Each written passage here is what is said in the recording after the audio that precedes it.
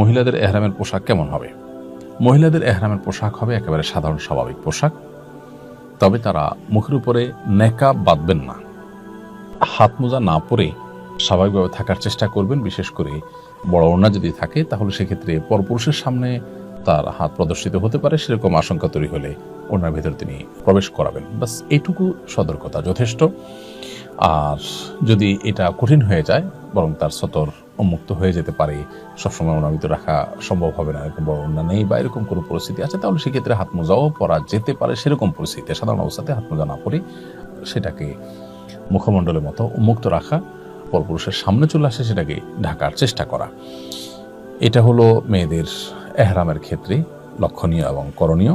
এর বাইরে তারা অবশ্য সাধারণ সব পোশাক পরবেন, পুরুষের মতো সেলাবিহীন হওয়া তাদের জন্য জরুরি নয়। শুধু মুখটা, ক্যাপগুলো পাওয়া যায়, যে সমস্ত ক্যাপের মাথায় কাপড় ঝোলানো থাকে, যখন তারা পরপুরুষের সামনে বা রাস্তাঘাটে বা মুভমেন্টে থাকবেন, অন্যান্য পুরুষরা থাকবে, গায়ে মাহারামরা থাকবে, এরকম জায়গায় থাকবে, তখন তারা সে কাপড়টা ফেলে দিবেন।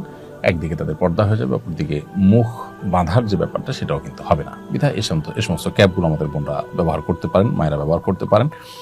আর যদি পরপুরুষের সামনে যাওয়ার মতো অপশন না থাকে, হোটেলে আছেন, রুমে আছেন, নিজস্ব জায়গায় আছেন, তাহলে মুখমণ্ডল খোলা রাখতে হবে, সেটাকে ঢাকবেন না। ব্যাস, এর বাইরে আলাদা কোনো নিষেধাজ্ঞা নেই। আর এহরামের প্রস্তুতি হিসাবে গোসল করা, অবাঞ্ছিত লোম নখ ইত্যাদি কেটে পরিষ্কার করা, এগুলো পুরুষদের মতো নারীদের জন্য সমানভাবে প্রযোজ্য। এবং এহরামের প্রতিরোধ সালাত আদায় করা, সবকিছুই যথাযথভাবে করবেন একদম একজন পুরুষের মতো।